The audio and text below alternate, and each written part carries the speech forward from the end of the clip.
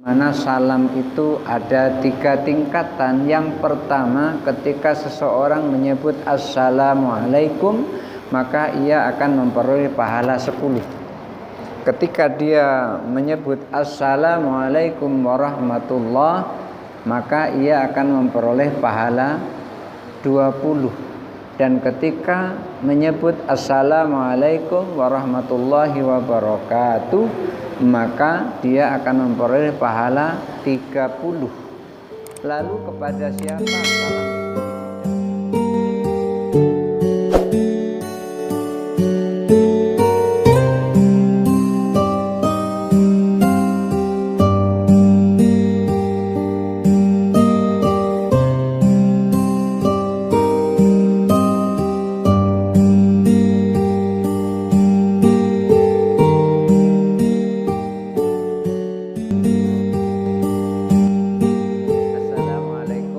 Warahmatullahi wabarakatuh.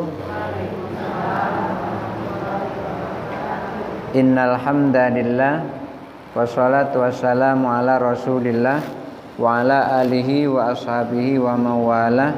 La haula wala quwata illa billah. Rabbi syrah li sadri wa yassir li amri wahlul 'uqdatam min lisani yafqahu qawli. Amma ba'du.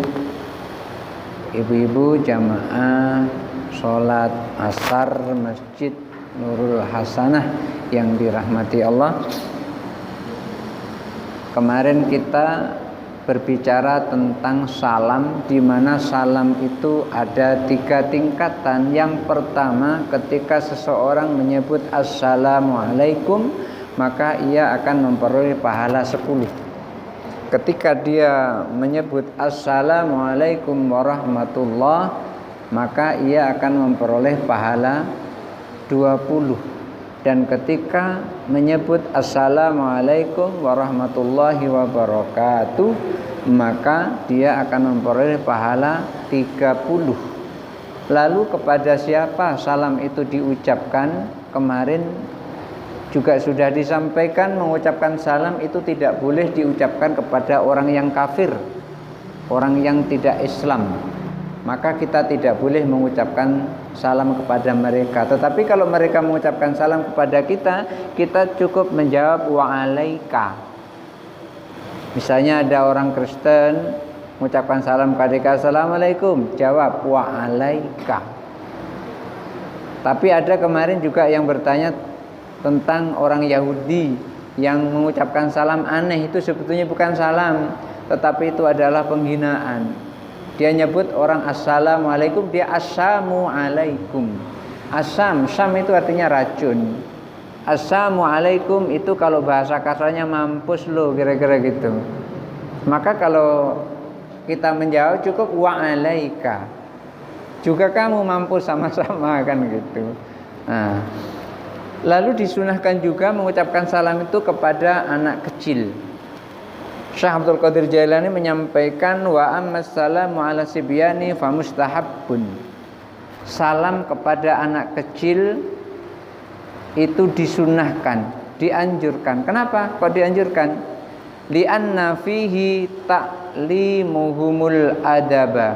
Karena di dalam mengucapkan salam kepada anak itu mengajarkan sopan santun. Anak itu biasanya mengikuti apa yang biasa dia lihat dan apa yang biasa dia dengar.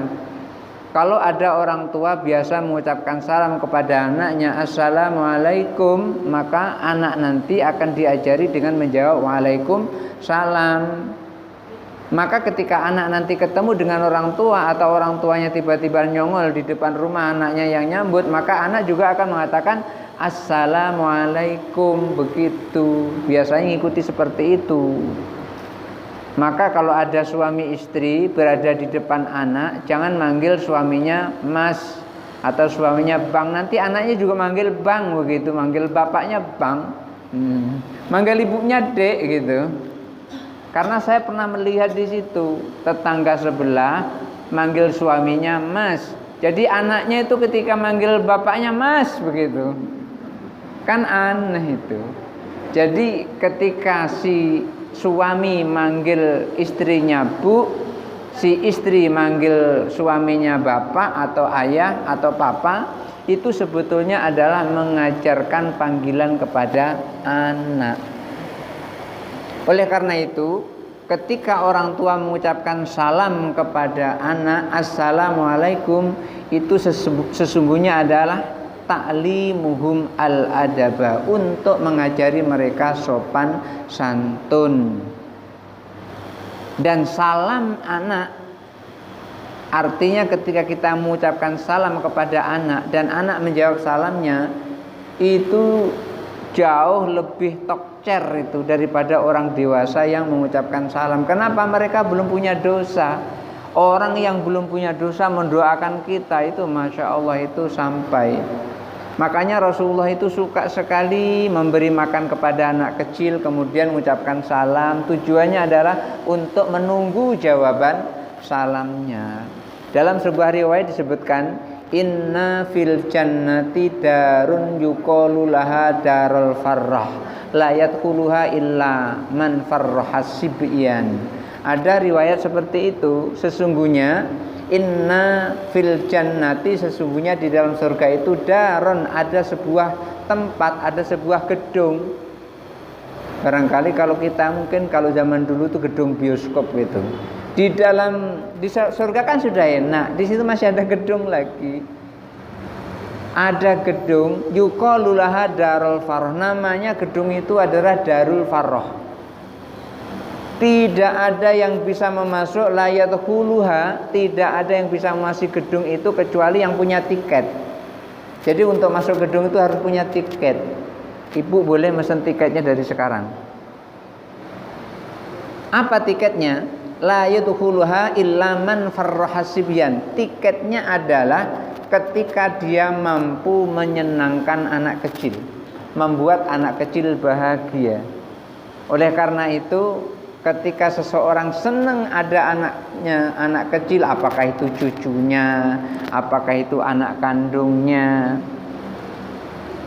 ketika dia senang dan kita yang menyenangkannya, berarti kita sudah ngantongi sebuah tiket masuk ke Darul Farrah.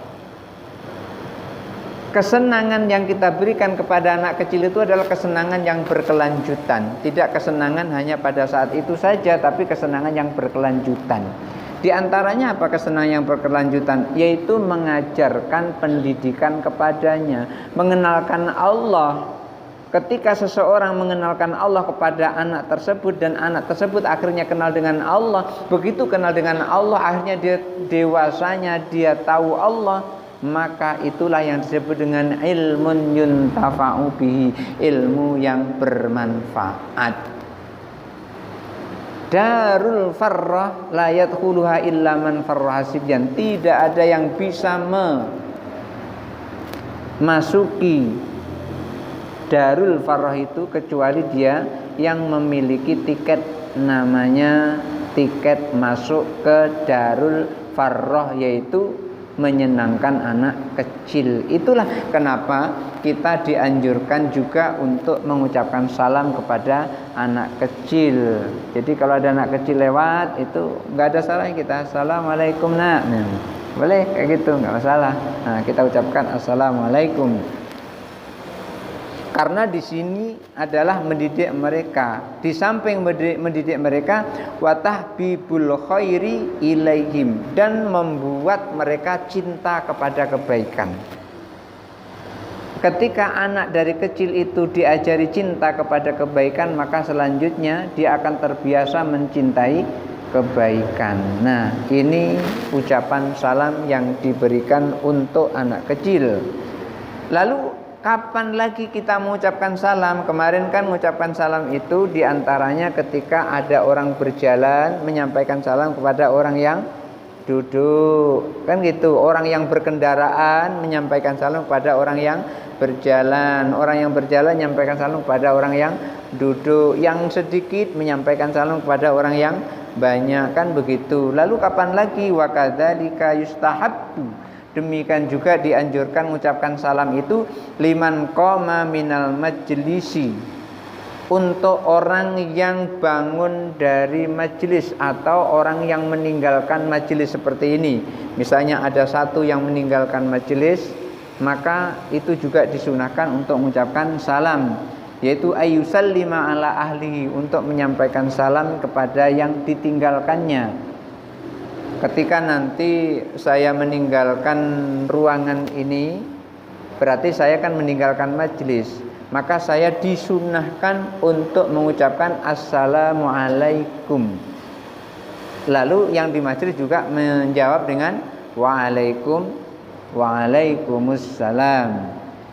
Lalu siapa lagi dan kapan lagi mengucapkan salam? Wa kadzalika yusallimu alaihim idza ada alaihim. Umpamanya begini, saya tegak dari sini ucapkan assalamualaikum, terus yang ada menjawab waalaikumsalam, saya keluar. Begitu keluar, masuk lagi, mengucapkan salam lagi, assalamualaikum. Yang seperti itu juga dianjurkan. Ninggalkan majelis, mengucapkan salam, datang ke majelis lagi, mengucapkan salam. Itu dianjurkan. Dan bahkan ketika seseorang meninggalkan rumah dan kembali kepada rumahnya sekalipun, itu juga disunahkan untuk mengucapkan salam.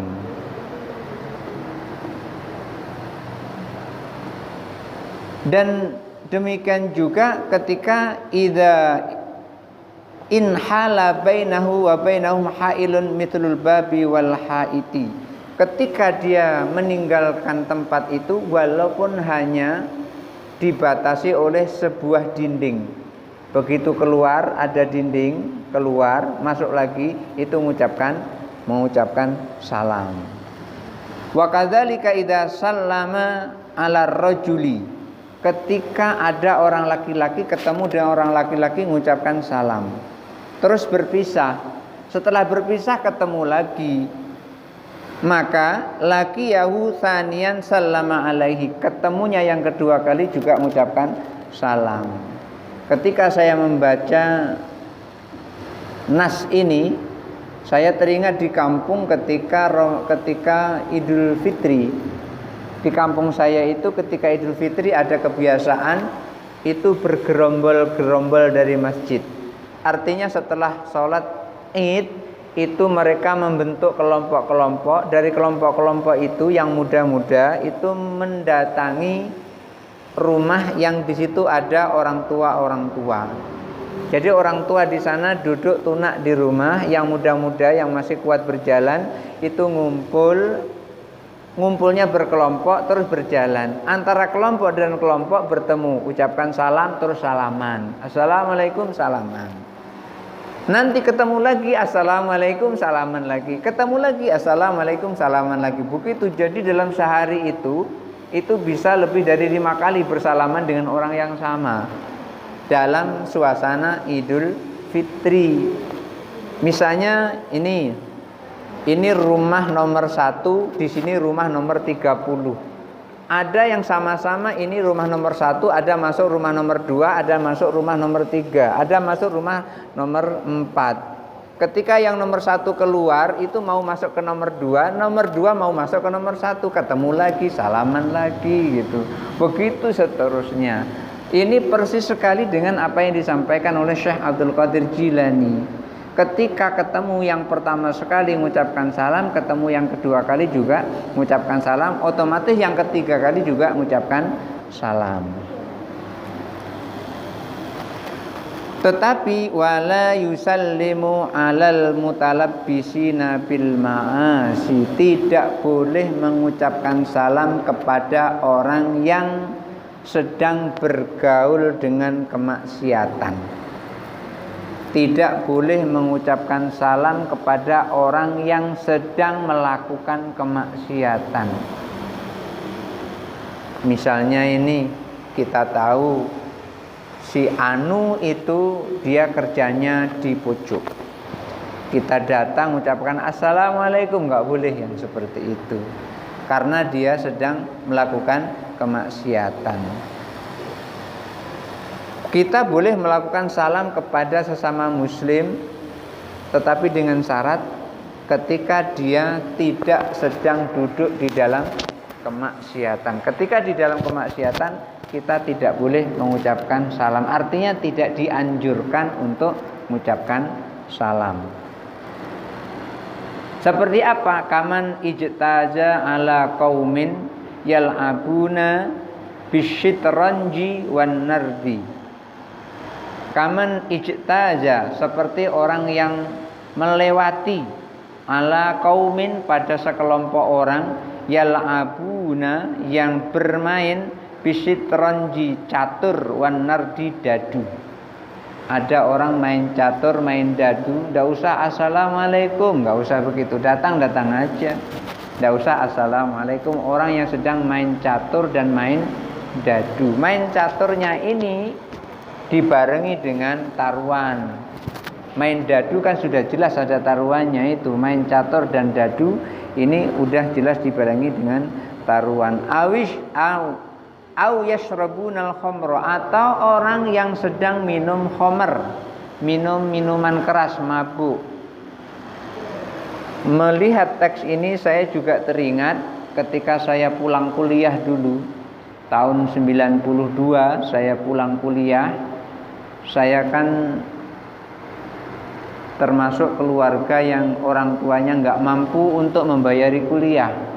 Jadi saya harus kerja sendiri. Kerjanya apa? Waktu itu saya buka kursus bahasa Arab karena saya merasa punya kemampuan bahasa Arab. Saya buka kursus bahasa Arab di pasar.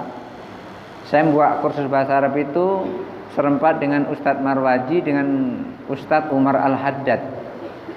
Terakhir setelah beliau itu pergi dari Jambi untuk melanjutkan studinya, tinggal saya yang ngajar di kursus namanya EAC, Everest Arabic Course.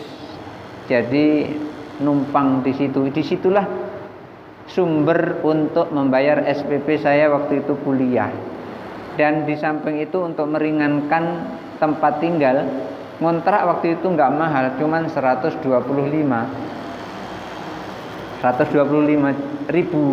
tapi itu berat sekali karena harga beras itu cuma 20.000 sekarung.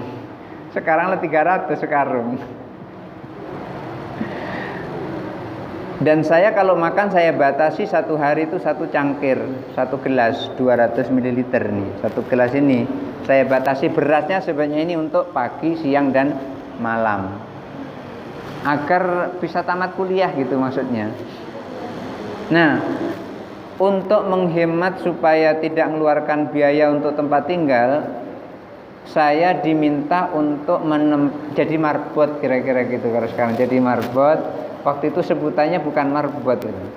Jadi saya ngajar ngaji di Langgar Al-Muhajirin, DKT Penurunan, langgarnya ada di atas. Di situ saya ajari anak-anak sekampung itu, saya kumpulkan di masjid, kurang lebih ada 87 anak yang belajar ngaji dengan saya. Berarti dengan kesepakatan Pak RT, satu anak membayar 1.000, saya sudah dapat duit 87.000 setiap bulan. Artinya untuk saya makan sudah longgar, dan untuk membayar SPP pun juga sudah longgar. SPP-nya 86.000. Waktu itu SPP kuliah 86.000. Nah, di situ ada sekelompok anak-anak muda yang nakal, yang kerjanya dia minum minuman keras, minum cap macan itu.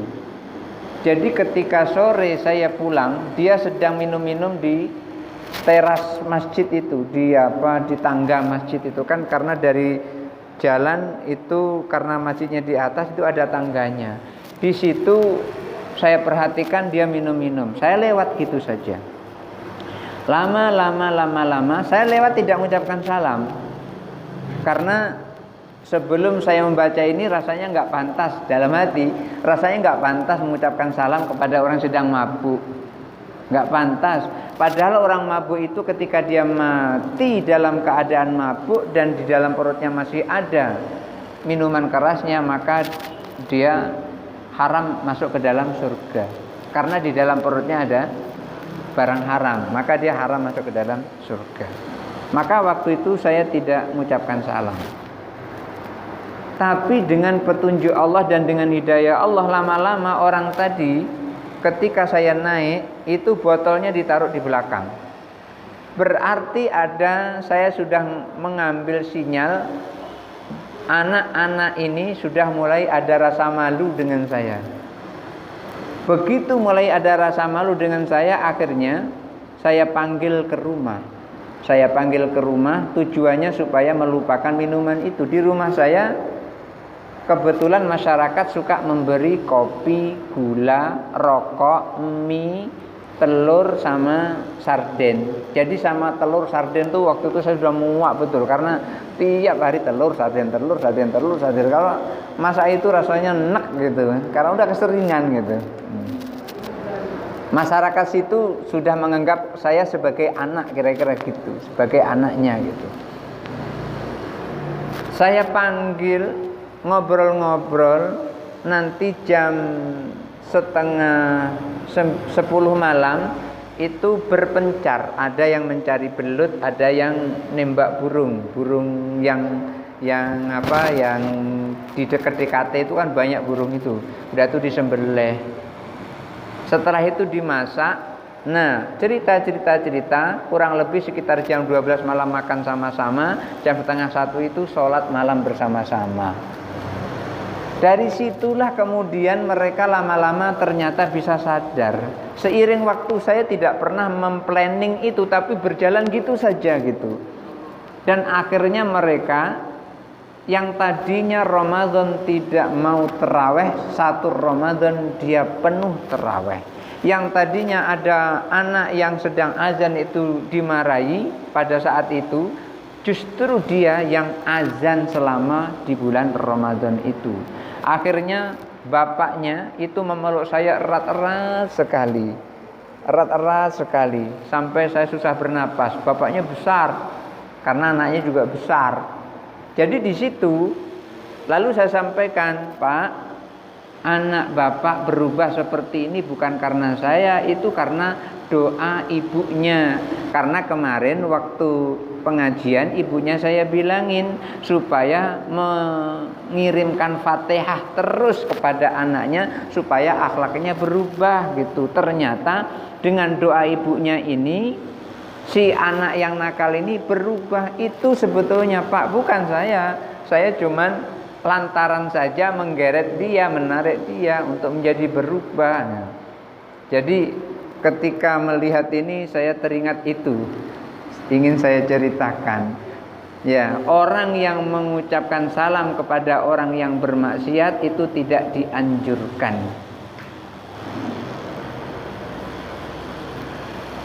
Seperti apa? Di antaranya tadi, seperti orang yang sedang minum minuman keras. Au yal'abuna bil jauzi wal kimmari, atau mereka yang sedang bermain judi dan bermain undian, lotre, bermain judi dan bermain lotre. Jadi lotre itu termasuk judi, Bu, ya.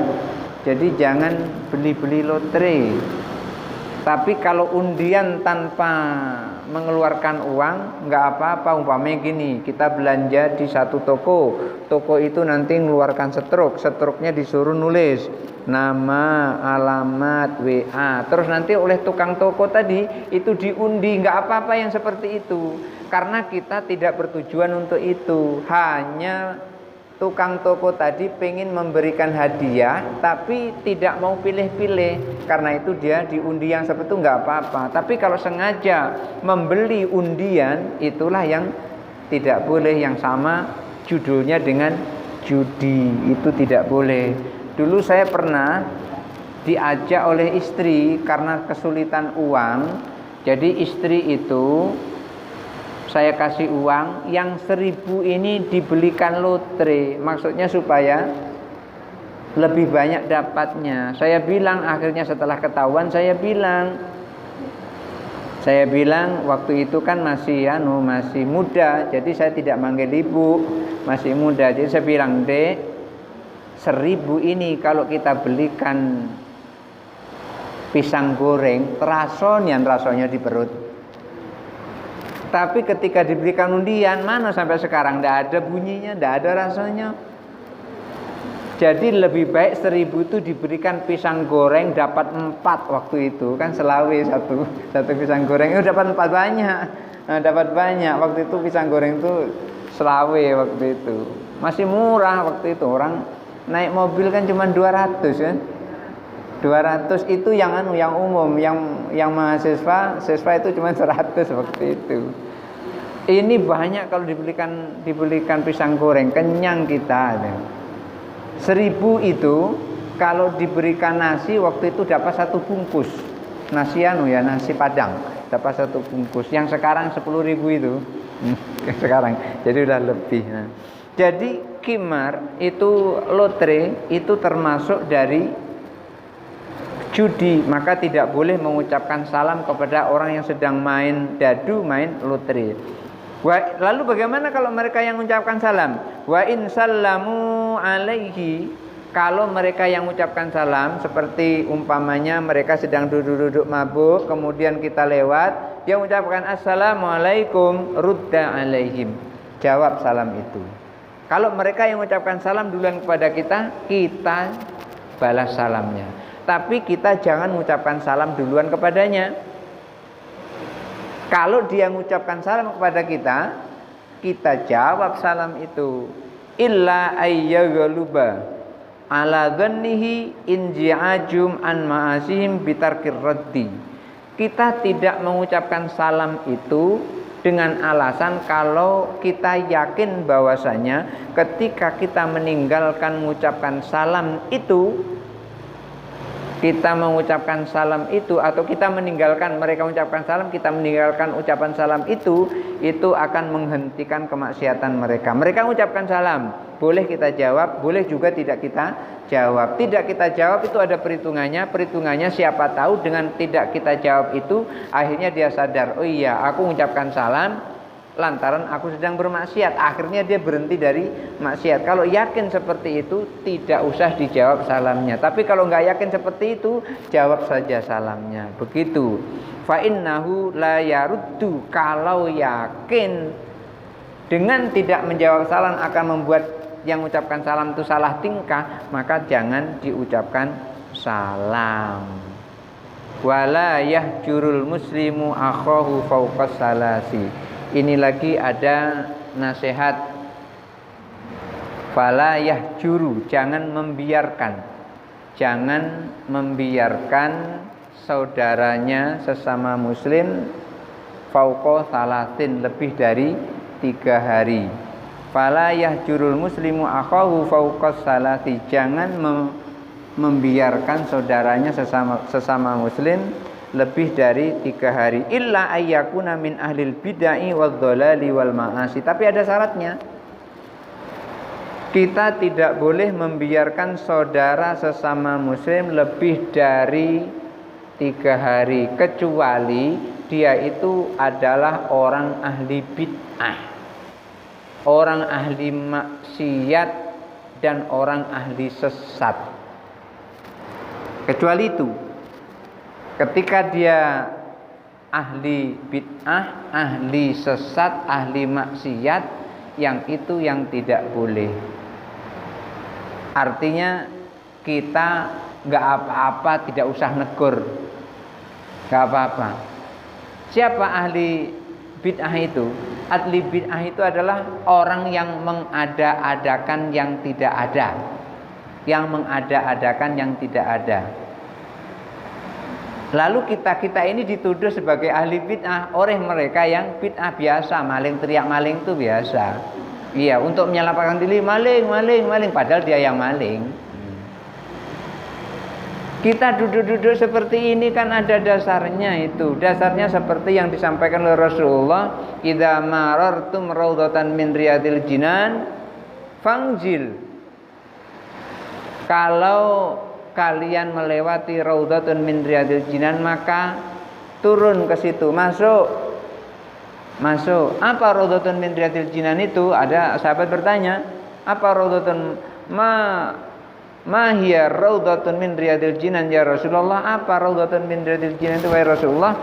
Disebutkan oleh Rasulullah al-majlisu majlis. yang di dalamnya ada zikir dan di dalamnya ada mau'izatul hasanah. Di dalamnya ada zikir, di dalamnya ada ceramah. Itu disebut dengan raudhatun min riyadil jinan. Mereka mengatakan bid'ah nih karena nggak suka mereka. Yasin, membaca Yasin rame-rame, membaca tahlil rame-rame. Baca Yasin kok bid'ah, gimana sih ceritanya? Kita aja diperintahkan faqra'u ma tayassara minkum minal Qur'an, bacalah yang paling mudah dari Al-Qur'an. Baca Yasin kan baca Al-Qur'an. Kemudian baca tahlil, masa ya bid'ah? Nabi aja mencontohkan juga baca tahlil, la ilaha illallah, la ilaha illallah. Kan kita di dalam majelis itu yang kita baca kan? Tidak ada bacaan yang lain. Tapi ketika mereka ditanya, yang mengatakan orang yang tahlil itu adalah bid'ah. Sekarang ada pertanyaan. Ketika ada orang yang sedang tahlil mengucapkan kalimat la ilaha illallah, tiba-tiba meninggal di situ, kira-kira masuk surga apa tidak? Enggak berani dia jawab, enggak bisa dia jawab. Kenapa? Karena ada hadis man qala akhiru kalamihi man kana akhiru kalamihi la ilaha illallah dakhalal jannah. Siapa orang yang akhir hidupnya itu berucap kalimat la ilaha illallah, maka orang itu masuk surga. Bagaimana mungkin mengucapkan tahlil bisa masuk neraka? Masya Allah. Orang yang seperti inilah termasuk orang yang sesat. Orang yang zikir dikatakan sesat, orang yang membaca sholawat dikatakan sesat, yang mengatakan sesat itulah sesungguhnya dia ahli bid'ah. Ketika orang-orang yang seperti ini bermasalah dengan kita dan kita jauhi, itu enggak apa-apa. Enggak apa-apa. Jadi saya punya istri saya punya ponakan saya terkontaminasi dengan ahlul bid'ah. Terkontaminasi dengan Wahabi, sehingga ketika ada orang mencium tangan itu bid'ah masuk neraka. Masya Allah. Fatimah putri Rasulullah, di dalam ini nanti ada penjelasan berikutnya, itu ketika ketemu ayahnya diraih tangannya, dicium tangannya. Apa Fatimah ini masuk neraka ini? Ya Allah. Jadi akhirnya saya bilang, ya sudah, saya bilang, Bu, gak usah dipeduliin. Dia butuh kita, datang kita sambut, tidak datang jangan dipikirin. Ketika kita mendiamkan orang yang seperti itu, orang yang ahli maksiat, orang yang ahli bid'ah, orang yang ahli sesat seperti itu, maka tidak apa-apa, tidak berdosa. Yang berdosa adalah ketika kita sama-sama seperti ini, tiba-tiba mendiamkan antara yang satu dengan yang lain selama lebih dari 3 hari. Sebelum 3 hari hukumnya makruh, tapi setelah 3 hari hukumnya haram. Di dalam kitab yang saya bawa malam hari Minggu pagi itu nanti ada penjelasan di situ lebih detail lagi, dan bahkan di situ ada syairnya. Jadi nasihatnya nanti berupa syair. Jadi meninggalkan saudara lebih dari 3 hari maksudnya, meninggalkan saudara atau tidak memperdulikan saudara lebih dari 3 hari hukumnya haram. Sehari, 2 hari, 3 hari hukumnya makruh. Lebih dari 3 hari hukumnya haram. Oleh karena itu jangan sampai mendiamkan saudara, kecuali yang kita diamkan itu ahlul bid'ah, ahlul maksiat, ahlul sesat, ahlul dolal, maka tidak apa-apa. Fa mustahabbun istidamatul hajri lahum. Maka orang-orang yang seperti itu, ahlul bid'ah, ahlul maksiat, ahlul sesat itu lebih baik itu dijauhi, jangan didekati. Wa bisalami yatalakhasu min ismil hajri lil muslimi. Antara satu dengan yang lain bertemu mengucapkan salam. Salam itu adalah untuk membersihkan dosa. Ketika ibu ketemu satu dengan yang lain mengucapkan salam, terus dijawab assalamualaikum, waalaikumsalam, maka itu rontok dosanya, gugur dosanya antara satu dengan yang lain. Wa yustahabbu lil musafahat wa yustahabbu lil muslimi al musafahata li akhihi, dan disunahkan untuk orang muslim sesama muslim itu ketika bertemu itu bersalaman. Lah kok habis sholat, selesai sholat bersalaman dikatakan masuk neraka? Ya Allah, di mana logikanya itu? Ini tidak berdasarkan hadis, semaunya. Ini ingin mendangkalkan, ingin merusak akhlak dan ingin mendangkalkan ibadah orang-orang yang seperti ini. Ini perlu dijauhi yang seperti itu. Antara muslim yang satu dengan muslim yang lain itu disunahkan untuk berjabatan tangan. Gimana cara berjabatan tangan? Wala yanji'u yadahu hatta yanji'al akharu yadahu idza kana huwal mubtadi'u. Ketika berjabatan tangan itu, Bu, etikanya begini diajarkan oleh Syekh Abdul Qadir Jailani. Ketika berjabatan tangan, jangan melepaskan tangannya kecuali yang menjabat pertama itu sudah melepaskan tangannya. Jangan baru kayak gini langsung kayak gini. Itu tidak boleh. Menyakiti hati orang yang dijabat tangani. Ketika jabat tangani, biarkan saja tangan itu dipegang selama orang yang memulai tadi. Begitu yang memulai melepaskannya, baru kita lepaskan juga yang seperti itu. Jadi itu tata cara orang bersalaman. Ya, apakah itu salam nanti digoyang? Kadang-kadang ada gini, nah digoyang begini ada yang sukanya digoyang. Sudah ikuti saja digoyang gitu. Setelah nanti dia lepas ya sudah kayak gitu. Jadi siapa yang pertama memulai salam, itulah yang melepaskannya, bukan orang yang diajak salaman yang melepaskannya, karena itu akan justru malah menyakiti hatinya. Satu baris lagi, wa in ta'anaqa wa qabala ahaduma ra'sal akhari wa yadahu. Kalau bertemu kemudian berpelukan, artinya ini kalau bapak dengan bapak, ibu dengan ibu, ketika bertemu nanti saling berpelukan, ada yang seperti itu, bertemu terus berpelukan, ada kan? Ketika bertemu terus berpelukan, kemudian di samping bertemu dan berpelukan, ada juga yang mencium keningnya atau mencium tangannya salah satu di antaranya. Setelah berpelukan cium keningnya, setelah berpelukan cium tangannya, ada yang seperti itu. Ala wajhi tabarruki wa tajini jaza, tapi tujuannya adalah tabarruk. Tabarruk itu mengambil berkah, wa tadayyun, dan juga untuk melekatkan hati, mendekatkan hati supaya hati ini menjadi dekat. Kan kalau orang berpelukan itu hati plong kan gitu ya. Apalagi habis bermusuhan kemudian terus berpelukan, itu rasanya plong gitu. Jadi tujuannya mencium tangan atau mencium kening tadi adalah tabarruk, untuk mengambil berkah. Umpamanya gini, ada santri datang, ini ada kiai, santri itu dipegang kepalanya, kemudian terus dicucuk bun-bunanya. Itu sebetulnya santri itu sedang bertabarruk kepada kiai, bukan santri menyembah kiai. Itu salah persepsi, yang seperti itu enggak ada santri nyembah kiai, yang seperti itu salah, itu salah persepsi. Nah, kalau seperti itu boleh, tujuannya adalah tabarruk, mengambil berkah dan melekatkan. Yang tidak boleh atau yang makruh hukumnya, wa amma takbilul fami fa makruhun. Kalau bertemu setelah berpelukan terus berciuman mulut dengan mulut, itu hukumnya makruh. Yang seperti itu makruh, itu dilakukan tidak apa-apa, ditinggalkan mendapat pahala. Barangkali itu saja dulu yang bisa saya sampaikan untuk sore ini.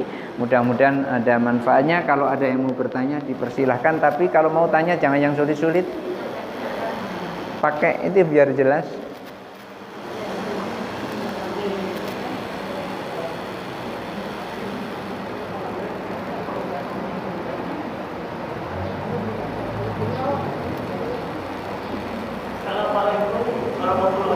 Waalaikumsalam warahmatullahi wabarakatuh.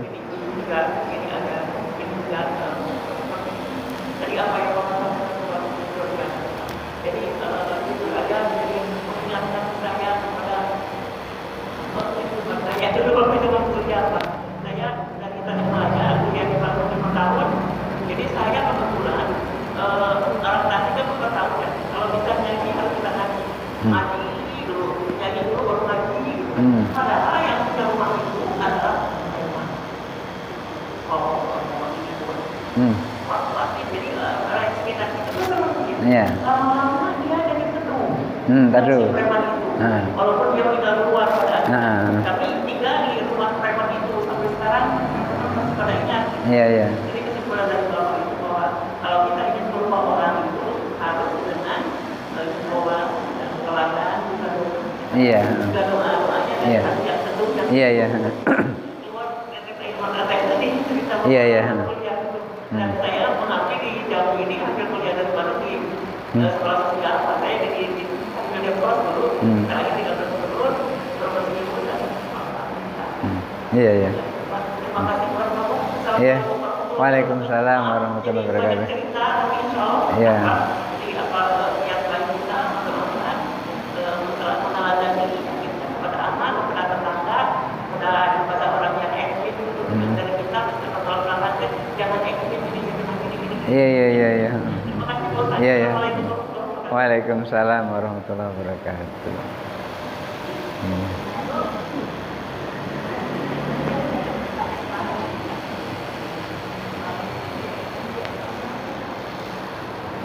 Assalamualaikum warahmatullahi wabarakatuh. Waalaikumsalam warahmatullahi wabarakatuh. Saya mau bertanya Pak, tadi agak penasaran Bapak meninggalkan 3 hari berturut-turut hukumnya Haram. Kalau 3 hari baru makruh. Setelah 3 hari baru haram. Yang saya tidak tahu tadi meninggalkan yang bagaimana? Apa tidak tegur? Gimana? Oh gitu. Jadi gini ya. Yang dimaksud meninggalkan di sini adalah membiarkan dia, tidak mau menegur kalau ketemu kayak gitu. Kalau ketemu gitu melengos kayak gitu. Tidak mau menegur kalau ketemu melengos. Pokoknya hati ini tidak maulah ketemu dengan dia. Ditegur tidak mau, negur tidak mau selama lebih dari 3 hari. Maka hukumnya haram. Tapi kalau hari pertama, kedua, ketiga itu hukumnya masih makruh. Tidak boleh tapi makruh. Makruh itu dikerjakan tidak apa-apa, ditinggalkan mendapat pahala. Kalau haram dikerjakan mendapat dosa, ditinggalkan mendapat pahala. Jadi ketika lebih dari 3 hari itu diusahakan bagaimana caranya supaya teguran. Apalagi suami istri ini. Ini yang sering sentuhan di situ. Jangan sampai ada suami istri 3 hari tidak berteguran kan gitu. Jadi ketika seseorang tidak berteguran antara satu dengan yang lain, alasannya tidak ada, maka dia tidak boleh dilakukan tidak teguran itu. Tetapi kalau alasannya ada, alasannya apa? Saya tidak mau negur si Amir itu. Kenapa? Amir masuk kelompok Wahabi. Setelah masuk kelompok Wahabi, salah galau apa yang kita lakukan ini? Sholat wirid keras-keras salah. Kemudian ketika salaman sama suami cium tangan salah. Nah, yang seperti itu dibiarkan boleh, dan bahkan ini dianjurkan oleh Syekh Abdul Qadir Jalani, dikatakan fa mustahabu istidamatul hajri lahum. Dianjurkan justru jauhi dia. Jangan didekati orang yang seperti itu. Kalau ada buaya Bu, jangan deket-deket, nanti dimakan. Lebih baik dijauhi. Artinya apa? Nanti dia sedikit-sedikit akan mempengaruhi. Sedikit-sedikit akan mempengaruhi. Mereka mempengaruhi itu, yang ngaji-ngaji itu kabarnya saya dengar, yang ngaji-ngaji itu dikasih sembako, dikasih uang. Dan nanti tugasnya adalah untuk menyebarkan kepada yang lain. Menyebarkan kepada lain maksudnya supaya ikut kelompoknya kan gitu. Padahal yang dikatakan oleh Rasulullah, umat Nabi Musa itu terpecah menjadi 72 golongan, umat Nabi Muhammad terpecah menjadi 73 golongan. Yang selamat cuma satu, Ahlus Sunnah wal Jamaah. Artinya yang memegang Al-Quran dan hadis, kemudian yang bersatu, yang berjamaah, bukan yang menyendiri. Maka dikatakan alaikum bil jamaah, kalian harus berjamaah. Jadi karena jamaah itu tidak mungkin sepakat bohong, tidak mungkin. Enggak mungkin sepakat dusta, enggak mungkin. Sepakat sesat itu enggak mungkin kalau satu jamaah besar. Enggak mungkin. Ketika ada yang sesat, ada yang ngingetin. Ketika ada yang sesat, ada yang ngingetin. Begitu. Jadi ketika dia kondisinya normal, tidak ada masalah apa-apa, jangan dia biarkan sampai lebih dari 3 hari. Tetapi kalau dia termasuk ahlul bid'ah, yang teriak bid'ah itulah sesungguhnya yang ahlul bid'ah. Ketika dia ahlul bid'ah, ahlu sesat. Ahlu sesat itu apa? Orang menyebut Allah katanya nggak ada gunanya. Nyebut Allah, Allah, Allah, berzikir Allah. Padahal ada hadis yang menyebutkan siapa ketika di dunia ini masih ada orang yang menyebut Allah, Allah, Allah, maka tidak akan ada kiamat. Itu hadis riwayat Muslim itu. Nah, dia mengatakan nyebut Allah nggak boleh. Lalu nyebut apa gitu?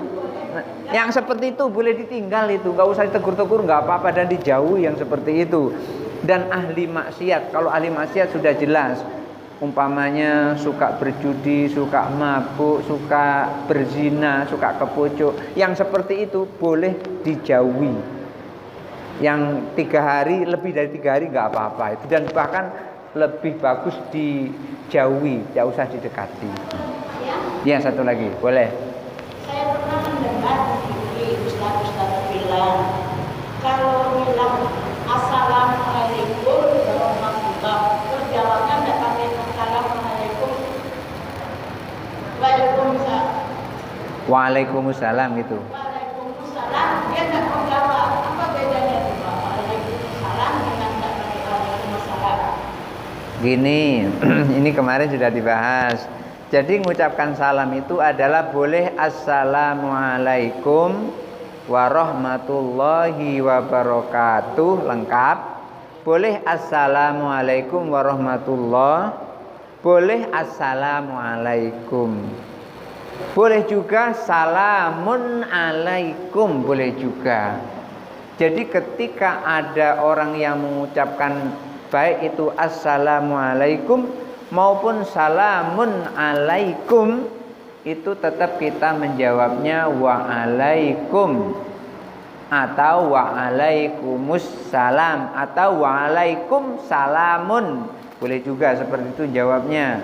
Waalaikum, dia kalau dia mengucapkan salamun alaikum, nggak ada alif lam, nggak assalamu tapi salamun alaikum, ya jawabnya waalaikum salamun. Begitu. Boleh juga, nggak apa. Yang nggak boleh itu waalaikumsalamun, itu yang nggak boleh. Waalaikumsalamun. Karena apa? Karena kalau sudah ada alif lam tidak boleh pakai tanwin. Alif lam itu ma'rifah, tanwin itu nakirah. Asalnya adalah salamun. Kalau sudah ada alif lam menjadi assalamu, tidak boleh assalamun, nggak boleh. Nah, ini yang tahu di sini adalah orang-orang ahli nahwu. Kalau nggak ahli nahwu tidak tahu itu. Jadi ada nama dalam bahasa Arab kata benda itu namanya isim. Isim itu ada ma'rifah, ada nakirah. Ma'rifah itu ciri-cirinya 1 ditambah alif lam. Ketika salamun itu adalah keselamatan. Keselamatan yang mana saja masih sifatnya umum. Tapi kalau assalamu itu keselamatan yang datangnya dari Allah. Kalau keselamatan yang datangnya dari Allah itu lebih kuat daripada keselamatan yang datangnya di luar dari Allah. Bisa dari Allah, bisa selain dari Allah. Kalau dia meyakini seperti itu, padahal keselamatan itu aslinya kan dari Allah, tidak ada dari siapapun. Makanya Allahumma antas salam wa minkas salam wa ilaika ya'udus salam. Jadi kepadamu kembali keselamatan. Artinya apa? Keselamatan itu, sejahtera, salam, aman, itu semuanya datangnya dari Allah. Walaupun ada orang yang meyakini ada aman, ada selamat selain dari Allah. Tapi kalau kita meyakini keselamatan itu adalah dari Allah dan untuk Allah. Artinya dari Allah dan kembali kepada Allah. Ya. Assalamualaikum warahmatullahi wabarakatuh. Waalaikumsalam warahmatullahi wabarakatuh. Barangkali itu saja dulu. Kita sudahi. Satu lagi, Pak. Oh, masih ada nanya lagi ya? Boleh ya, Pak? Boleh, nggak apa-apa.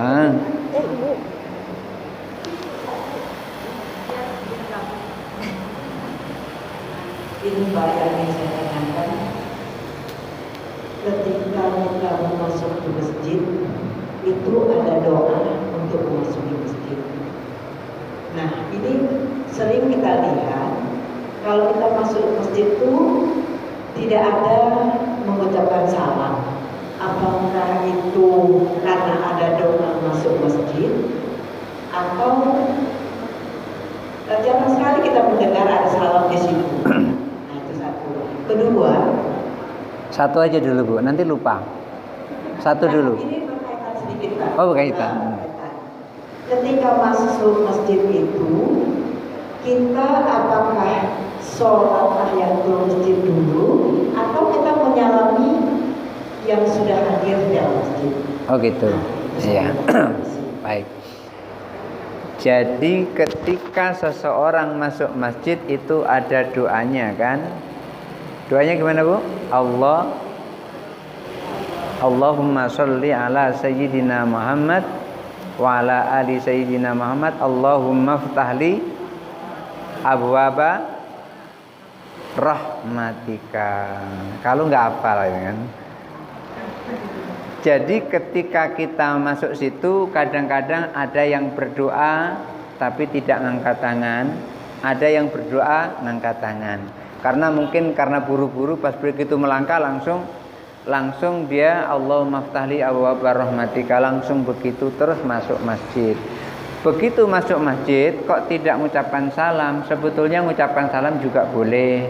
Tapi ingat, mengucapkan salam itu hukumnya sunnah, dilakukan juga tidak apa-apa. Cuman ketika menjawab salam itu hukumnya wajib. Dan ketika nanti masuk masjid kita mengucapkan salam, nanti kan akan mengganggu oleh orang-orang yang beribadah. Yang tadinya dia khusyuk dalam ibadah, begitu ada salam terganggu ibadahnya. Ya walaupun membalas salam atau menjawab salam itu juga ibadah. Jadi akhirnya merusak konsentrasi ibadahnya, kekhusyukannya.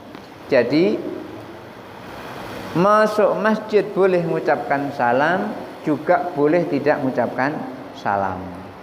Lalu begitu masuk salaman dulu atau tahiyatul masjid dulu. Yang bagus adalah sholat tahiyatul masjid dulu.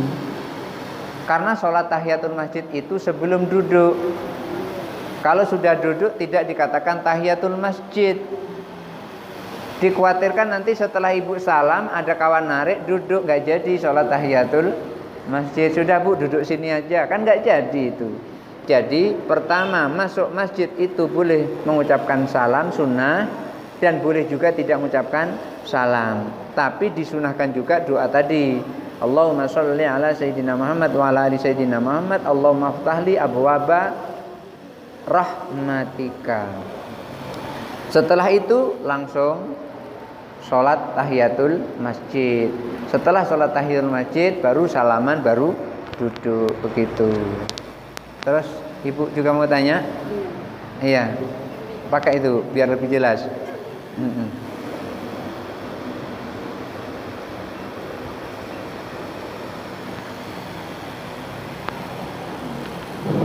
Assalamualaikum warahmatullahi wabarakatuh. Waalaikumsalam warahmatullahi wabarakatuh. Terima kasih Ustaz. Di sini saya akan, mungkin tadi sudah disinggung, tapi rasanya itu karena itu terjadi pada diri sendiri. Nah, itu ketika kita dalam suatu kantor atau pekerjaan ada salah paham. Iya. Kemudian setelah itu kita mendengar ada kata-kata yang tidak enak, tentunya kita nangkati. Iya. Kemudian kita tinggal pergi untuk menghindari mendengar kata-kata yang kurang enak, memancing emosi kita. Iya. Kita tinggal pergi untuk menenangkan diri. Kemudian besoknya baru kita datang. Apakah sikap kita ini dilarang dalam agama yang seperti itu, Ustaz? Iya, itu. Iya, baik. Jadi ada sebuah hadis itu yang menyebutkan orang yang kuat itu bukan orang yang bisa ninju lawan sampai tersungkur, bukan itu. Tapi orang yang kuat adalah orang yang ketika mau marah mampu menahan amarahnya. Jadi yang dilakukan ibu tadi sudah benar yang itu. Ketika kita khawatir terjadi sesuatu, hindari. Begitu dihindari, tujuannya adalah supaya yang tidak kita inginkan tidak terjadi, yang tidak kita inginkan terjadi. Yang gimana? Supaya yang kita tidak inginkan terjadi gitu. Kita tidak inginkan terjadi, maka kita tinggalkan itu. Begitu kita meninggalkan itu, kan batasnya ketiga. Tiga di sini ini sebetulnya kan antisipasi. Dalam 3 hari ini mudah-mudahan hatinya menjadi redam. Biasanya orang itu kan begitu. Kalau dalam hari pertama itu gelegak marahnya. Gelegak itu nggak bisa ditegur itu. Asal tegur loncat ke langit itu. Asal ditegur. Saking marahnya. Nah, nanti hari kedua itu mulai reda. Hari ketiga udah sangat reda. Maka hari ketiga inilah saatnya bertemu dan di situ untuk menjernihkan. Oleh karena itu umpamanya ibu ada masalah dengan suami. Ketika ada masalah dengan suami baru pulang kerja, jangan langsung saat itu ngomong. Biarkan dia reda dulu, biarkan dia tentram dulu. Kalau perlu ngomongnya nanti malam, kalau perlu ngomongnya. Maka dengan kondisi yang stabil seperti itu, ketika menyampaikan sesuatu itu bisa sampai.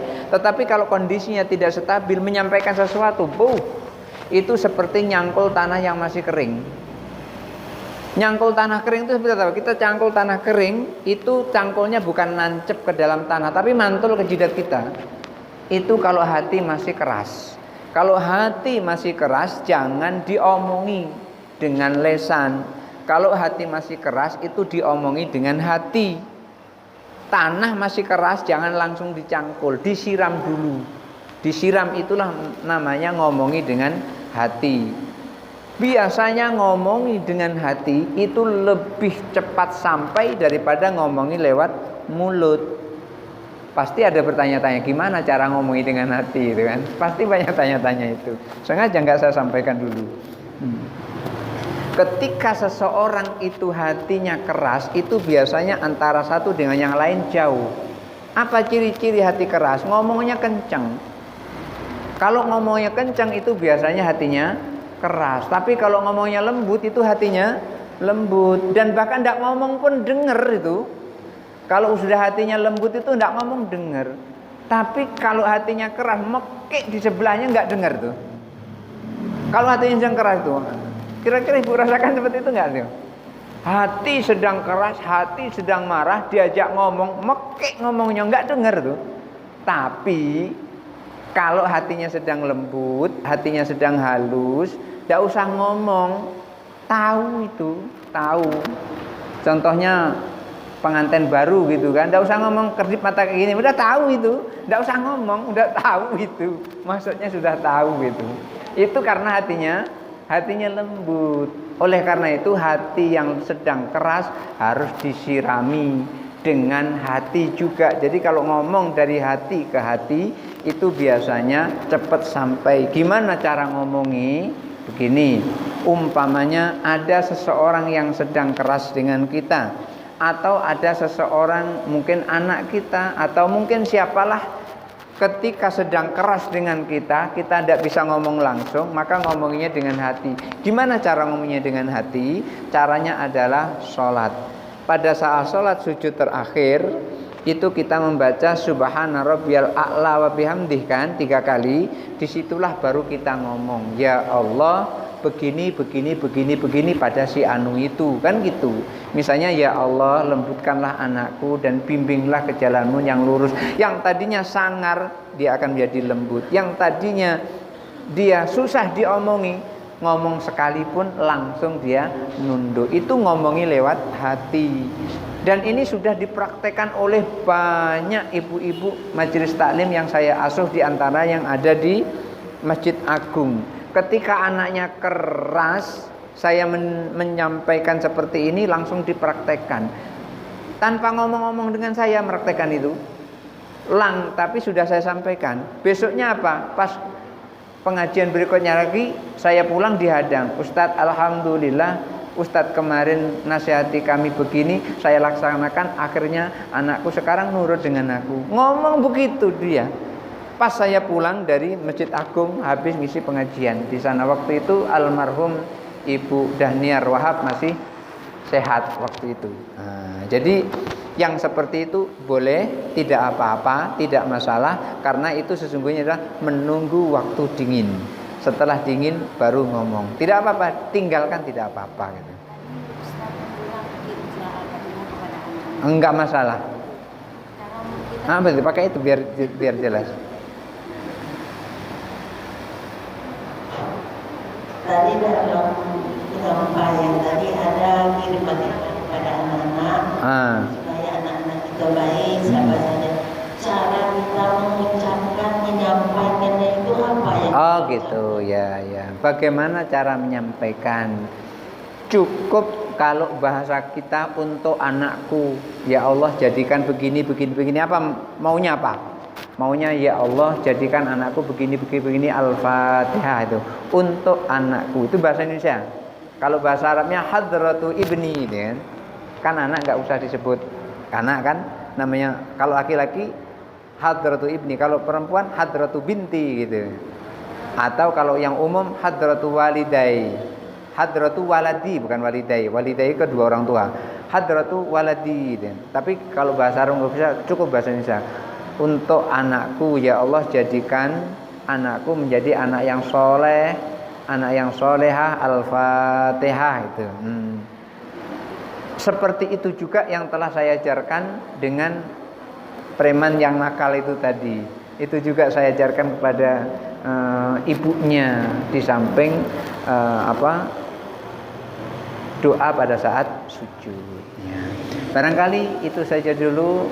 Kalau ada pertanyaan disimpan dulu untuk yang akan datang. Insya Allah nanti kita masih bertemu lagi. Mari kita sama-sama memohon kepada Allah. A'udzubillahi minasyaitonirrajim. Bismillahirrahmanirrahim. Allahumma shalli ala sayyidina Muhammad wa ala ali sayyidina Muhammad wa sallim wa radhiyallahu ta'ala an sadatina Rasulillah ajmain. Allahumma ighfir lana dhunubana wa liwalidayna warhamhuma kama rabbayana shighara. Allahumma ij'alna mahbubina fi qulubil mu'minina wal mu'minat wal muslimina wal muslimat wa basyirna wa balighna wa bil ghina ila mi'atin wa 20 sanatan wallahu khairun hafidza wa huwa arhamur rahimin. Allahumma qarribna ila man qarraba ilaika wa ba'idna wa sallimna minadh dhalimina wal ba'ida minka. Rabbana atina fid dunya hasanah wa fil akhirati hasanah wa qina adzabannar. Wa sallallahu ala khairi khalqi Muhammadin sallallahu alaihi wasallam ala alihi washabihi ajmain. Subhana rabbika rabbil izzati amma yasifun wa salamun alal mursalin walhamdulillahi rabbil alamin. Taqabbalallahu minkum minna wa minkum taqabbal ya karim. Barangkali itu saja yang bisa saya sampaikan. Hadanallahu wa iyyakum ajmain. Wallahul muwaffiq ila aqwamit thariq. Wassalamualaikum warahmatullahi wabarakatuh.